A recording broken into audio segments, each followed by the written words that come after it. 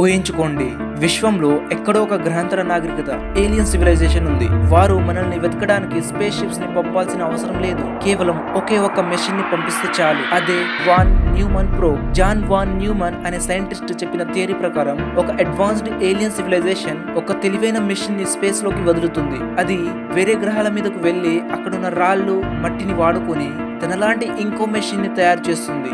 అంటే ఒక్క మెషిన్ 2 అవుతుంది, 2 4 అవుతాయి. అలా కొన్ని వేల ఏళ్లలో గెలాక్సీ మొత్తం ఆ మెషిన్స్ తో నిండిపోతాయి. అవి మనకు తెలియకుండానే మనల్ని గమనిస్తూ ఉండొచ్చు. ఇది కేవలం థియరీ మాత్రమేనా లేక నిజమా? ఎందుకంటే మార్చ్ 2025 లో కొలంబియాలోని బూగా అనే ప్రాంతంలో ఆకాశం నుండి ఒక వింత వస్తువు కింద పడింది. చూడ్డానికి అచ్చం ఏలియన్ టెక్నాలజీలా ఉన్నా ఆ వస్తువును చూసి సైంటిస్టులే షాక్ అయ్యారు. అదే బూగా స్పియర్. అసలు ఆ బంతి లోపల ఏముంది? ఇది ఏలియన్ ప్రోబా లేక పెద్ద మోసమా? ఈరోజు అన్రివిలిట్ లో ఈ మిస్టరీని ఛేదిద్దాం. కథ కొలంబియాలోని చిన్న టౌన్ బూగాలో మొదలైంది. మార్చ్ 2, 2025 మధ్యాహ్నం అక్కడి ప్రజలు ఆకాశంలో ఒక వింత దృశ్యాన్ని చూశారు.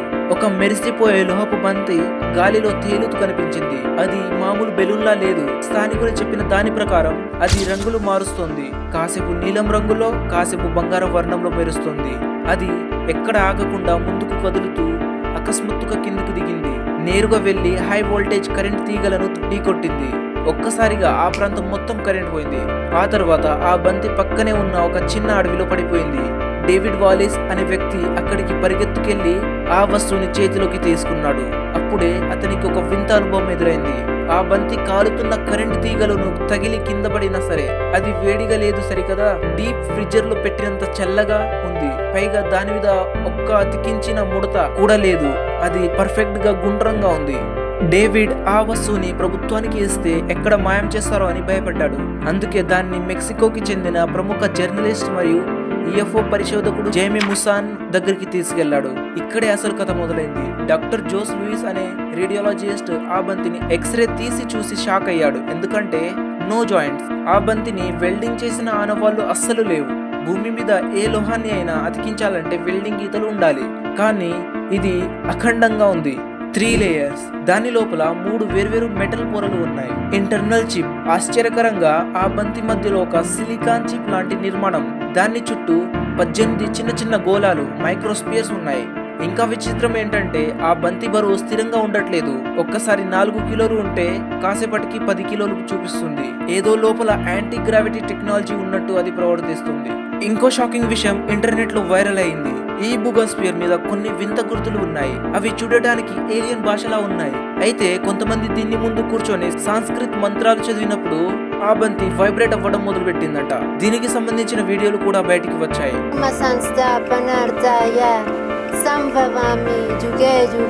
దీంతో చాలా మంది ఏమనుకున్నారంటే ఇది గ్రహాంతర వాసుల టెక్నాలజీ కాదు, మన పురాతన నాగరికతకు చెందిన అడ్వాన్స్డ్ టెక్నాలజీ అని నమ్మడం మొదలు పెట్టారు. ఇది మన భూమి మీద తయారైన ఒక ఏన్షియంట్ విమాన టెక్నాలజీ అయి ఉండొచ్చని ప్రచారం జరిగింది.